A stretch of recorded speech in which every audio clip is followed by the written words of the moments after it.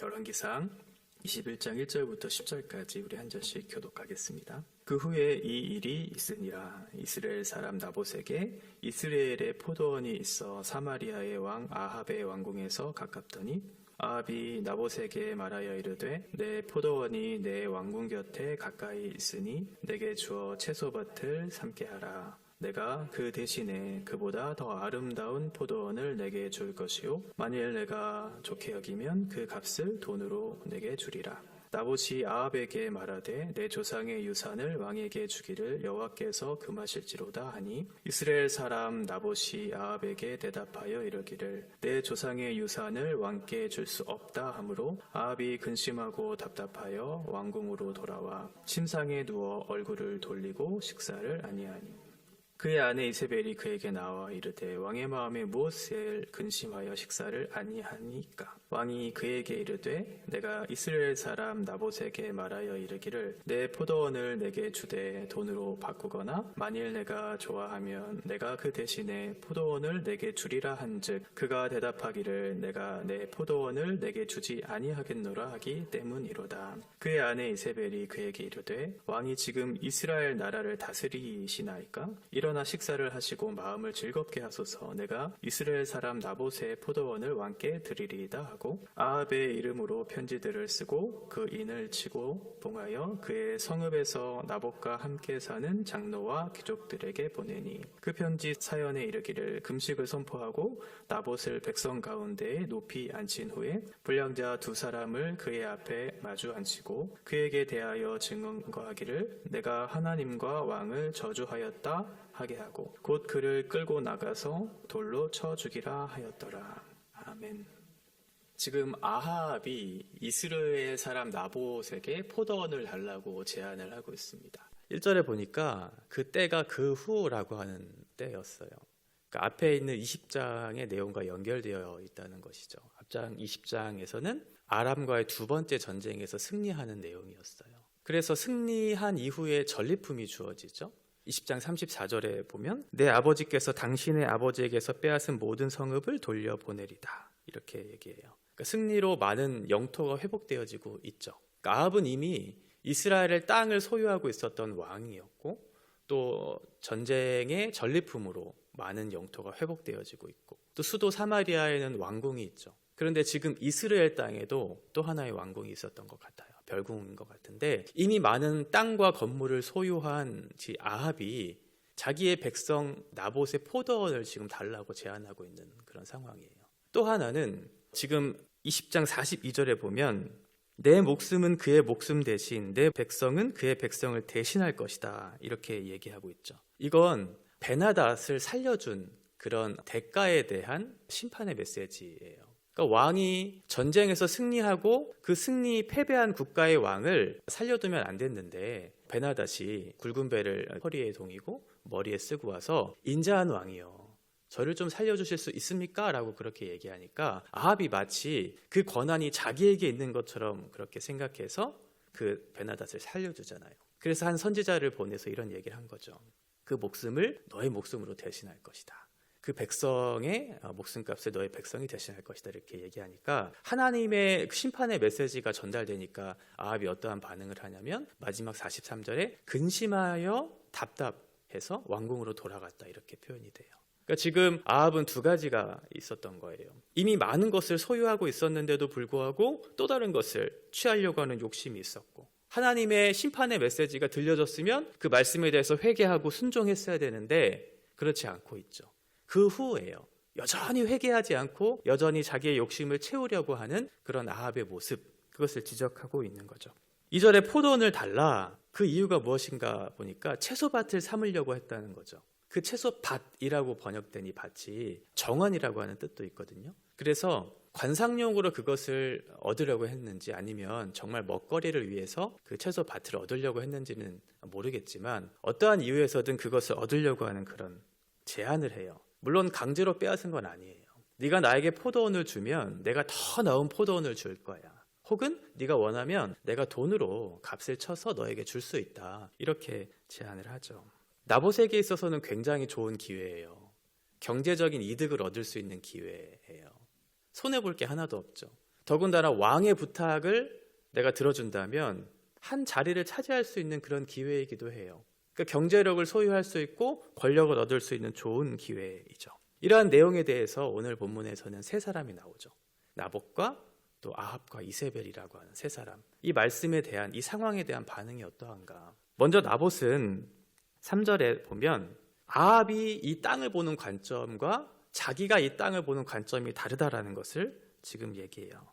이 땅은 하나님께서 조상들에게 주신 땅이고, 그리고 내가 자손들에게 물려줘야 하는 하나님의 것입니다 라고 얘기해요. 그리고 또 하나는 율법에 보니까 하나님의 것을 이스라엘 백성들이 서로 주고 팔고 하는 것은 금지되어 있습니다, 그렇게 얘기하죠. 레위기 25장 23절에 보면 토지를 영구히 팔지 말라, 토지는 하나님의 것이다, 이렇게 분명히 기록되고 있거든요. 또 하나 에스겔 46장 18절에 보면 왕이라도 자기의 백성의 것을 빼앗으면 안 됩니다, 이렇게 얘기해요. 그러니까 나봇은 자기의 어떤 신념이나 또는 왕의 말을 무시하거나 이런 것으로 거절한 것이 아니라 자기의 신앙, 양심상 하나님의 말씀을 지켜내기 위해서 거절했던 거예요. 분명한 근거도 있었던 사람이죠.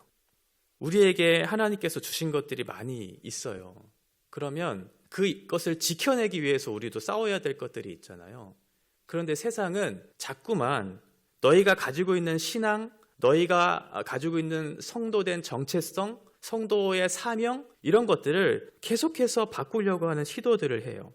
그것이 중요하지 않지 않느냐. 조금만 타협하면, 조금만 양심을 팔고 신앙을 내려놓으면 너에게 얻어질 수 있는 경제적인 유익 같은 게 있지 않느냐. 너희가 얻을 수 있는 권력도 있지 않느냐. 이렇게 세상은 우리를 유혹해요. 뭔가를 대신하도록 계속해서 우리를 유혹하죠. 나봇은 지금 굉장히 어려운 결정을 한 거예요. 내가 그 대신에 더 나은 포도원을 줄 것이고 그 대신에 돈을 줄 수 있다. 그런데 나봇은 내가 하나님의 말씀을 지켜내기 위해서 하나님이 그렇게 명령하셨기 때문에 그렇게 할 수 없다고 그렇게 단호하게 얘기하고 있죠. 그에 대해서 아합은 어떻게 반응하고 있어요? 나봇이 하나님 말씀대로 살고 싶습니다, 이것이 하나님의 뜻입니다, 그렇게 얘기하니까 아합이 4절에 보니까 근심했고 답답했다, 이렇게 얘기하고 있어요. 근심했다, 이 사르라고 하는 것은 기분이 상했다는 거예요. 언짢았다는 거예요. 내가 하나님 말씀대로 살고 싶다고 하니까 기분이 언짢았던 거예요. 답답하다, 이 자이프라고 하는 것은 격분했다, 화가 났다. 그러니까 그 말씀대로 살고 싶다라고 하는 그 사람의 태도를 보면서 기분이 언짢고 화가 난 거죠. 그래서 침상에 누워요. 밥을 안 먹어요. 이 하나님의 뜻, 하나님의 말씀이 자기의 욕망을 실현시키는 데 있어서 매우 걸림돌이 된다고 생각했던 거예요. 장애물이 된다고 생각했던 거예요. 이미 43절에서도 근심하고 답답해서 왕궁으로 돌아갔다, 이런 하나님의 심판의 메시지를 들었는데 근심하고 답답했다. 그리고 하나님 말씀을 따라 살겠다라고 하는 그 사람을 보면서 또 근심하고 답답했다, 이렇게 반응하고 있는 거죠. 말씀대로 살려고 하면 손해봐야 될 때가 참 많거든요. 이해되지 않을 그 순간도 참아내야 되는 순간들도 있어요. 화가 나는 거죠. 왜냐하면 말씀과 내 본성이 부딪히는 일들이 있을 테니까요. 그러면 내 욕심을 채우기 위한 그런 욕망을 계속해서 살려고 할 때 말씀이 그렇게 가지 말라고 하면 내 마음의 기분이 언짢을 때도 있어요. 불편한 일이 한두 가지가 아니죠. 지금 아합은 불편했던 거예요. 내 욕심을 가로막는 그 하나님의 뜻, 그것이 기분을 상하게 했고 자신을 화가 나게 했던 거죠. 그래서 이세벨이 5절에 물어요. 무엇이 왕을 기분 나쁘게 해서 밥을 안 먹습니까? 무엇 때문에 기분이 그렇게 나쁩니까? 그래서 왜 밥을 안 먹고 있습니까? 그랬더니 아합이 6절에 대답을 하는데 앞에 있는 나봇과의 대화를 그대로 이렇게 해서 대답을 한 게 아니라 자기 유리한 대로 바꾸어서 6절에 얘기해요. 6절에 보면 내가 이스라엘 사람 나봇에게 말하여 이르기를 내 포도원을 내게 주되 돈으로 바꾸거나 만일 내가 좋아하면 내가 그 대신에 포도원을 내게 주리라 한즉 그가 대답하기를 내가 내 포도원을 내게 주지 아니하겠노라 하기 때문이로다, 이렇게 얘기해요. 그러니까 나봇은 그 거절의 이유를 분명히 밝혔거든요. 그 거절의 이유는 내 조상의 유산을 왕에게 주기를 여호와께서 금하실지로다 라고 하는 근거를 분명하게 얘기했는데 지금 아합은 어떻게 얘기했냐면 자기의 부탁을 거절한 것만 얘기했어요. 그리고 나봇의 잘못된 것만 부각시키면서 지적하고 있는 그런 내용을 얘기하고 있는 거죠.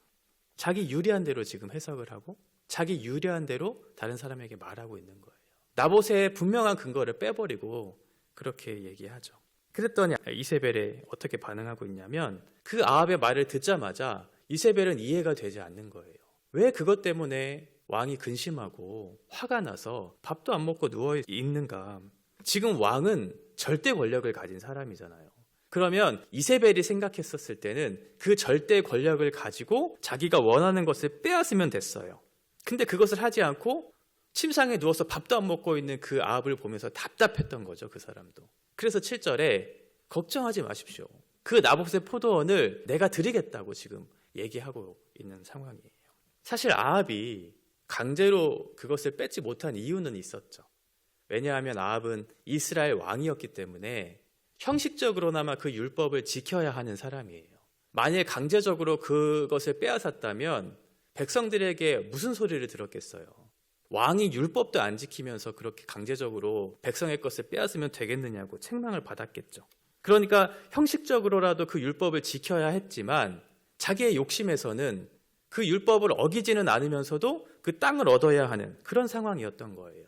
그런 곤란한 상황 중에서 답답했던 거죠. 화가 났던 거예요. 이러지도 못하고 저러지도 못하는 상황. 그래서 이세벨이 나섰던 거죠. 이세벨은 율법에 있어서는 조금 자유한 여인이었잖아요.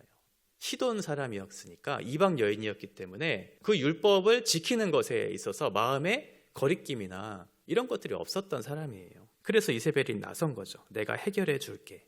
이세벨이 생각했었을 때 이 나봇의 포도원을 빼앗을 수 있는 것은 나봇을 죽이는 거였어요. 나봇을 죽여서 그 소유를 빼앗는 그 방법을 택했던 거죠.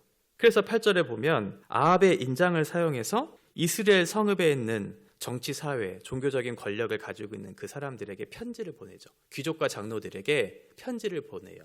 그러면서 금식을 선포해요. 이 금식을 선포한다는 건 국가적인 긴급한 상황이 닥쳤다는 거거든요. 매우 중요한 문제가 지금 터졌다라고 하면서 나봇을 높은 자리에 앉히죠. 마치 예수님을 십자가에 높이 달아놓고 재판했던 것처럼 지금 매우 중요한 상황이다. 국가적인 위기 상황이 닥쳤다라고 하면서 나봇을 한 높은 곳에 자리에 앉혀요. 그러면서 같은 자리에 2명의 불량자를 같이 앉히죠. 이런 공개적인 재판을 하고 있는 그런 모습이 떠올라요. 그러면서 나봇이 행한 잘못을 얘기하는데 그가 하나님을 저주했고 왕을 저주했다. 이거는 신성모독죄죠. 반역죄죠. 그러니까 금식을 선포할 만한 대단한 국가적인 비상 상황인 것처럼 지금 얘기하면서 나봇을 돌로 쳐 죽이라 이렇게 얘기하는 거예요. 그 앞에 증인 2명을 세운 이유는 율법에 근거한 거였어요. 신명기 17장 6절에 보면 죽일 자를 2사람이나 3사람의 증언으로 죽일 것이요 1사람의 증인으로는 죽이지 말 것이다. 이렇게 얘기하고 있죠. 그러니까 지금 이세벨은 율법을 거스르거나 율법을 행하거나 이런 율법에 매여 있는 존재가 아니에요. 오히려 율법을 교묘하게 이용해서 그 나봇을 죽이고 자기가 사랑하는 남편 아합의 욕심을 채워주기 위한 그런 수단으로 이세벨이 사용되고 있는 거죠. 이방 여인인데 율법을 사용해요. 하나님의 사람이 아닌데 율법을 이용해요. 꼭 사탄 같아요. 사탄도 하나님의 말씀을 교묘하게 이용해서 서로 이간질시키죠. 서로 죄짓게 하잖아요. 지금 이세벨이 그런 역할을 하고 있다는 거예요. 결국 나봇은 죽어요. 그리고 결국 그 포도원은 아합의 소유가 되죠. 오늘 본문 이후에 15절, 16절에 보면 그 소식을 듣고 아합이 어떠한 반응을 하냐면 이세벨이 나봇이 돌에 맞아 죽었다 함을 듣고 이세벨이 아합에게 이르되 일어나 그 이스라엘 사람 나봇이 돈으로 바꾸어 주기를 싫어하던 나봇의 포도원을 차지하소서. 나봇이 살아있지 아니하고 죽었나이다. 아합은 나봇이 죽었다 함을 듣고 곧 일어나 이스라엘 사람 나봇의 포도원을 차지하여 그리로 내려갔더라. 이렇게 반응해요. 지금 아합은 다른 사람이 어떻게 됐는지 별로 궁금하지 않아요. 아합은 오직 자기가 원하는 그 소유물을 얻기 위해 모든 수단과 방법을 가리지 않는 자기의 욕심만을 채우고 있는 그런 아합의 모습이 보여지죠. 오늘 세 사람의 반응이 다 다르죠. 나봇은 하나님의 말씀을 지키려고 노력했어요.